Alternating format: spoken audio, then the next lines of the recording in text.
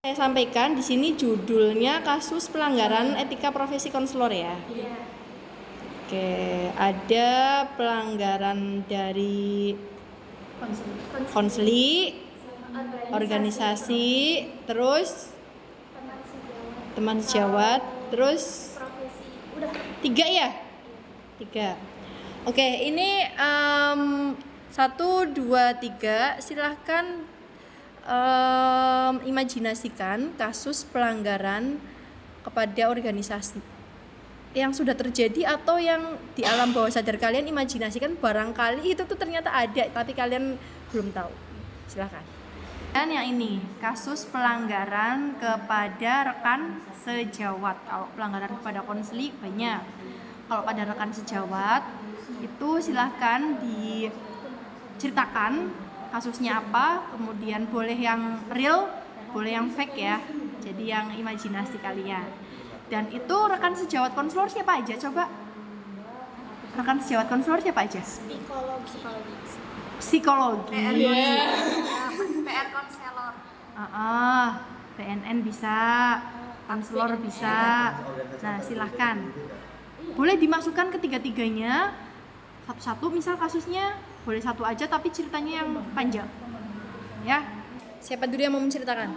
Oke, saya Mau, silahkan. Jadi imajinasi kami yang berkaitan dengan pelanggaran etika konselor terhadap organisasi konselor itu di mana ada ketimbangtindian ya antara tugas konselor satu dengan konselor lain ya kan, sehingga konselor yang merasa tugasnya terbebani lebih banyak. Oh, ini berarti konselornya banyak di sekolah. Iya, konselor yang terbebani lebih banyak itu biasanya curhat atau membocorkan kenegatifan yang ada di organisasi konselor, ya kan? Karena apa? Karena dia tidak bisa menyampaikan dengan legowo atau dengan dengan sukarela dengan anggota yang lain, yang mana anggota yang lain itu atau pimpinannya itu bersifat egoisme, ya kan? Sehingga dia itu lebih memilih untuk membocorkan ke yang lain dengan harapan ada yang membantu, yang mengakibatkan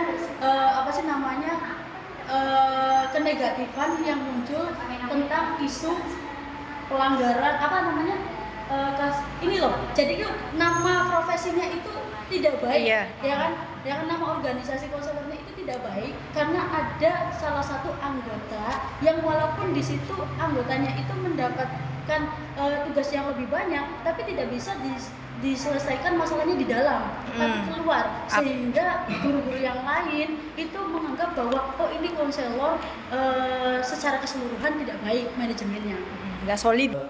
Perihal keterkaitan antara pelanggaran profesi ya.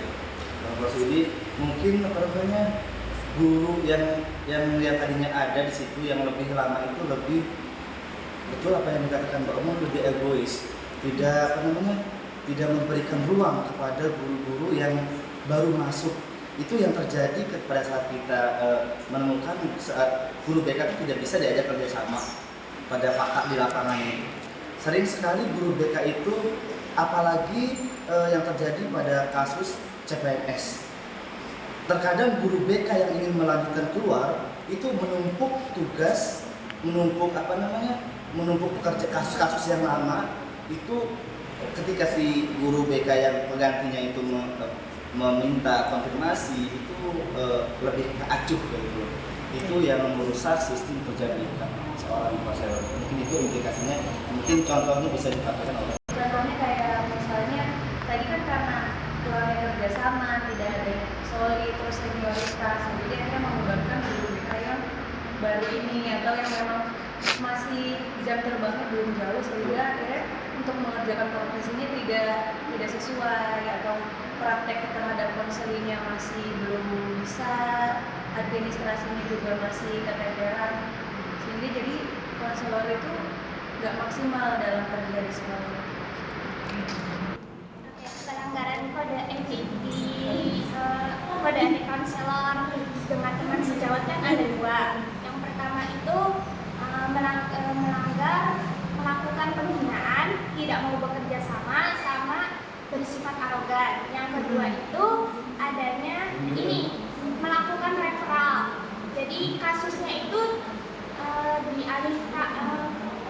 melakukan referral yang tidak mengalih tangankan kasus, tapi orang tersebut tidak profesional terhadap permasalahan si konseli. Jadi Hani ngambil di bagian yang tidak mau kerjasama sama tidak mau kerjasama. Jadi konselor tersebut itu memiliki di film aja deh.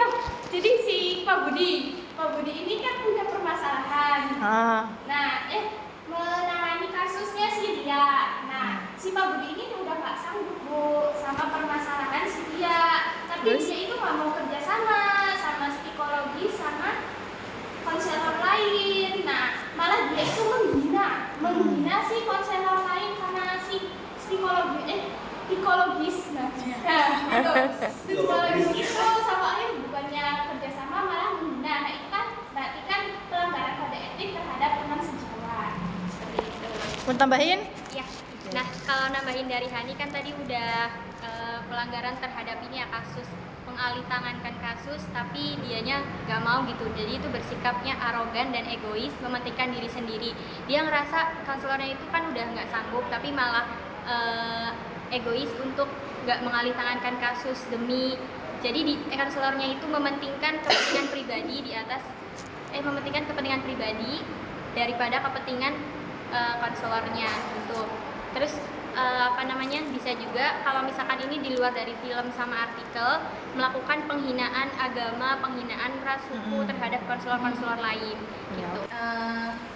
Untuk pelanggaran kasus terhadap rekan sejawat itu ada di film di bagian scene Bu Lilis sama Pak Budi, yang mana Bu Lilis ini mendatangi rumah Pak Budi untuk mengambil alih tangankan kasus si Ria, dan tapi respon si Pak Budi malah merendahkan dan mengejek dan merendahkan Bu Lilis, bahwa Bu Lilis ini tidak pantas karena dia masih konselor baru, sedangkan Pak Budi ini konselor senior yang udah 7 tahun.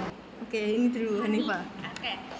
Kasus pelanggaran kode etik terhadap konseli itu yang pertama Satu aja. satu aja. Yang Contohnya? sudah menyebarkan atau membuka rahasia konseli kepada orang yang tidak ada kaitannya atau kepentingannya terhadap konseli.